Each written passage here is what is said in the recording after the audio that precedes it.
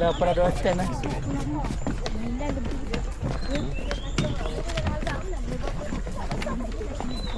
Kalau nampak status upload di video hospital tu apa faham?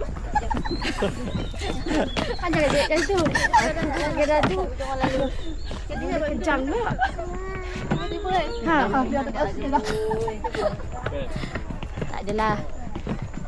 Okey ni. Kuat lagi kaki kita kuat lagi. Lama lah tak naik sini. Last hari tu lalu kan? Mana ada kita naik? Yalah, boleh yang kisah aku tak. Aku ingatkan Abang Zam tak pernah pergi kan? Yang ni lah kan. Aku duk bergaduh dengan dia. Aku cakap, mana pernah pergi sini? Aku cakap dengan Abang Zam. Nak pendapat tadi je. Pelik tu. Aku dengan Mak Awa dulu pun ada. Oh, dia macam tu lah. Aku cakap, hang tak pernah pergi sini. Dia kata dia pernah pergi sini.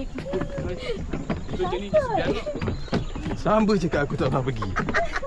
Padahal ada gambar kot. Dah pegang lah. Pergi dengan dia juga tu. Tak ingat. Dia cakap aku tak pernah pergi. Asal dia dah bukti gambar dah. Tu lah. Gambar tak betul. Takut lah. Kamu yang apa? Tapi I rasa budak tu dia dalam geruk.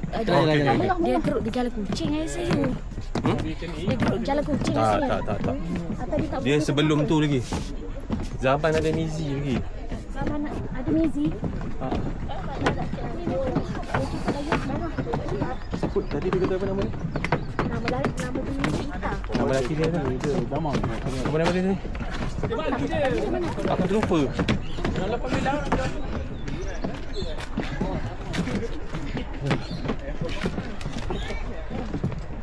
Pas sikit. Weh, sini.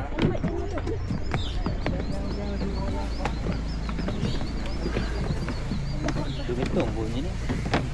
Tak bisa susu. Boleh ni. Dia macam naik tingkat 5 ni. Tapi jangan. Macam nak kena berhenti sekejap lah. Subhanallah. Ya pula. Ita, nama husband kau apa Ita? Adam. Adam Adam. you. Apa saya lupa? Wah, sebab saya pun dah tak ikut dah perkembangannya. Yalah dah lama kan.